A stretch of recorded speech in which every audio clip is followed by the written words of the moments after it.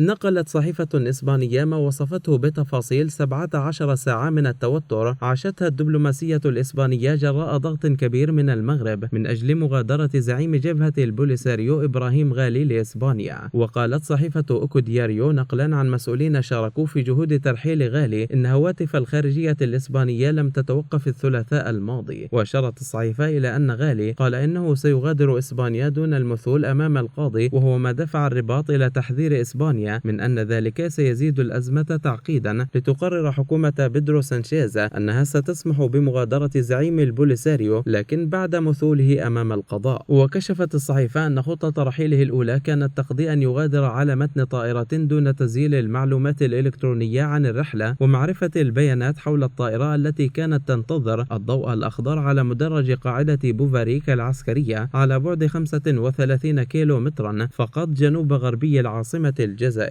واقتضت خطة إسبانيا مغادرة غالي من مطار الغنسيلو الأقرب إلى المشفى الذي تواجد فيه مباشرة بعد إنهاء شهادته أمام القاضي. وتقول الصحيفة إن مدريد أبلغت الرباط بأن الطائرة الجزائرية قادمة لنقل غالي، لكنها لم تتلقى ردا مغربيا في البداية. وبعد دقائق تضيف الصحيفة أخبر المغارب الإسبان أن ذلك مستحيلا. وتضيف الصحيفة أن الرباط قالت إن الطائرة الجزائرية حكومية وهي طائرة طبية في خدمة الرئاسة الجزائرية، وإعادة غالي على متنها يمنحه معاملة رئيس دولة. وأصرت الرباط على خروج غالي كأجنبي. وكشفت الصحيفة أن الطائرة التي كانت قادمة لنقل غالي سبق وأن استخدمت في جلب الرئيس الجزائري السابق عبد العزيز بوتفليقة من سويسرا عام 2019. وأشارت الصحيفة إلى أن ساعتين مرتا على إبلاغ الجزائر لإسبانيا أن الطائرة جاهزة، لكن مدريد أبلغت الجزائريين أن الخطة أجهضت. وأجبرت بعد ذلك السلطات الإسبانية الطائرة الجزائرية على الرجوع بعد اقترابها من المجال الجوي الإسباني. وبحسب الصحيفة دائما وبعد وصول الطائرة إلى المجال الجوي لجزيرة فورديانتيرا أبلغت من قبل مركز التحكم أنه تم رفض دخولها وأمرت بالعودة إلى الجزائر، ما أغضب الجزائريين وفق التقارير.